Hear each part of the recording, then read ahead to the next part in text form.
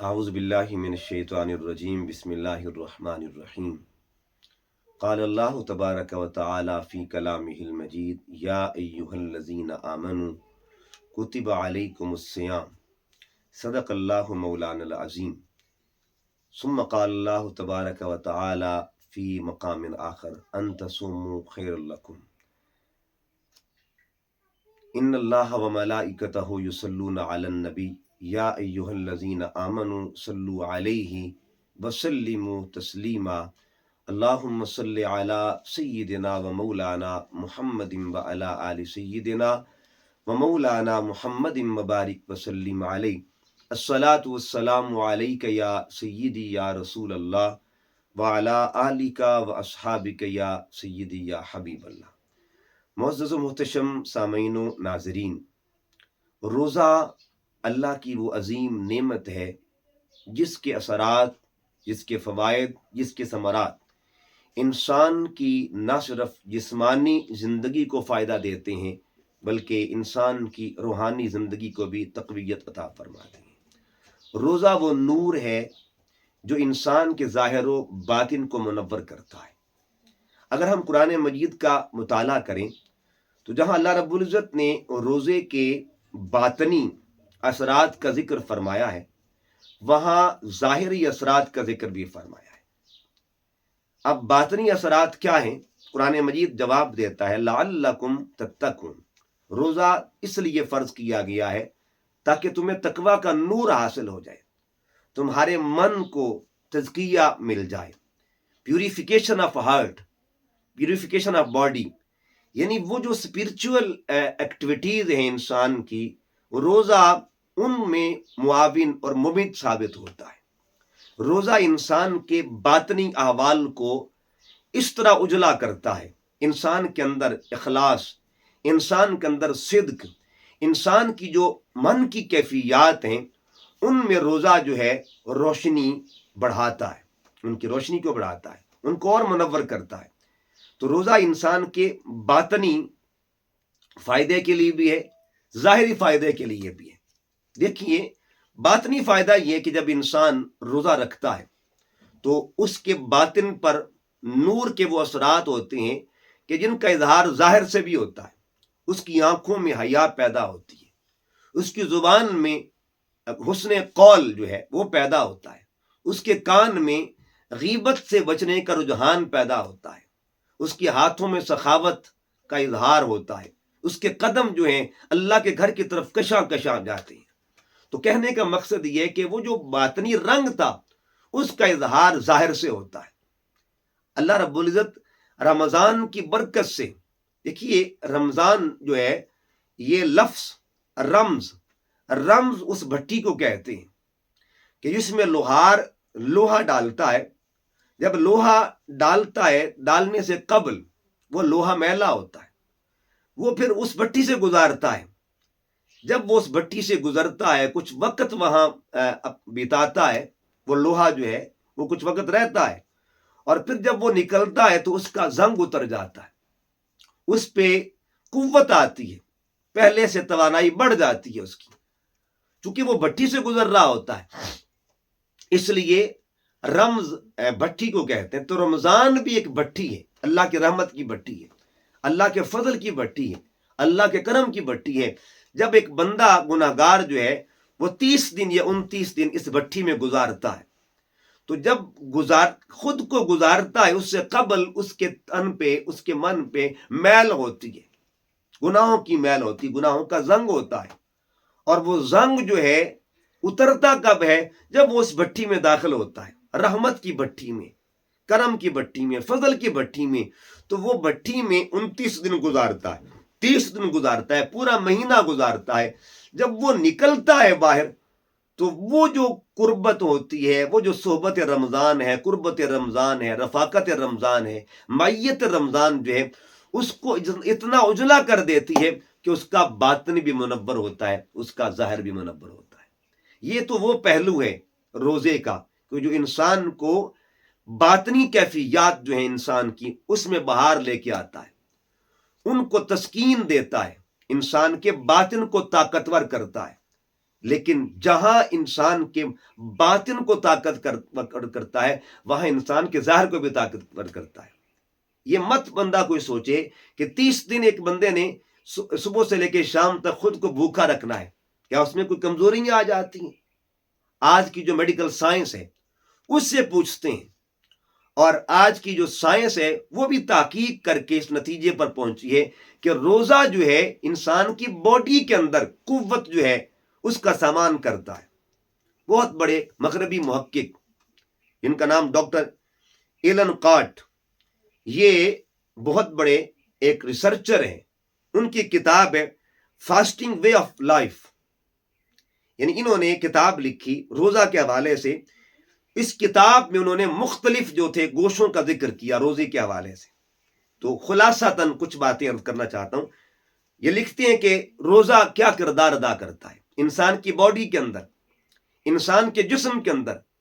انسان کے اندر جو ہے میڈیکل سائنس کے پوائنٹ آف ویو سے کیا کردار ادا کرتا ہے۔ لکھتے ہیں کہ نظام انہضام کو درست کرتا ہے، یعنی انسان کے اندر جو ڈائجسٹو سسٹم ہے اس کو تقویت دیتا ہے، اس میں امپروومنٹ ہوتی ہے، انسان کا نظام انہضام درست ہوتا ہے۔ نمبر 2 لکھتے ہیں کہ دماغی نظام کو آرام دیتا ہے، یعنی انسان کو سکون دیتا ہے دماغی طور پہ۔ نمبر 3 وہ کہتے ہیں جو ویسٹ پروڈکٹس ہیں، کہ یعنی جو فاضل مادے ہوتے ہیں انسان کی باڈی کے اندر، ان کا اخراج روزے کے ذریعے ہوتا ہے۔ یعنی میڈیکل سائنس اس نتیجے پر پہنچ رہی ہے، اور وہ جو آقا صلی اللہ علیہ وسلم نے امت کو 1400 سال قبل ایک تحفہ دیا تھا، آج سائنس اس کی خیرات لے رہی ہے، اس کی بھیک لے رہی ہے۔ اس کے بعد چوتھا پوائنٹ کہتے ہیں انسان کے لیے روزے میں بھوک کا عمدگی کے ساتھ مقابلہ کرنے کا رجحان پیدا ہوتا ہے، یعنی پھر اس کے بعد قوت مدافعت بڑھتی ہے، یہ بھی لکھتے ہیں۔ نمبر 5 پھر 6 نمبر پہ لکھتے ہیں کہ شوگر لیول اور کولیسٹرول اور بی پی ان کو اعتدال میں، بیلنس میں رکھتا ہے، توازن میں رکھتا ہے۔ پھر لکھتے ہیں کہ جو انسان کے اندر موٹاپے کی وجہ سے اضافی چربی ہوتی ہے، روزہ اس چربی کو کم کرنے میں کردار ادا کرتا ہے۔ 8واں نمبر کہ جسم میں جو جلن پیدا کرنے والے جو کمپاؤنڈ ہوتے ہیں، ان کو کم کرنے میں روزہ مددگار ہوتا ہے، یعنی وہ جو مرکبات جو جسم میں جلن پیدا کرتے ہیں روزہ ان میں کمی لے کے آتا ہے۔ اس پہ سائنس یہ کہتی ہے کہ دیکھیے انسان کی جو باڈی ہے یہ ایک حیاتیاتی مشین ہے، یعنی ایک بایولوجیکل مشین ہے یہ۔ اور آپ جانتے ہیں، دنیا کے ایک مثال لے لیں کہ ایک بندے کے پاس کوئی بھی مشین ہو، کوئی کار ہو، تو وہ روزانہ کی بنیاد پر چھوٹے چھوٹے جو ہے معاملات دیکھتا ہے، اس کی ٹائر کو چیک کرتا ہے، اس کی ہوا کو چیک کرتا ہے، اور اس حوالے سے جو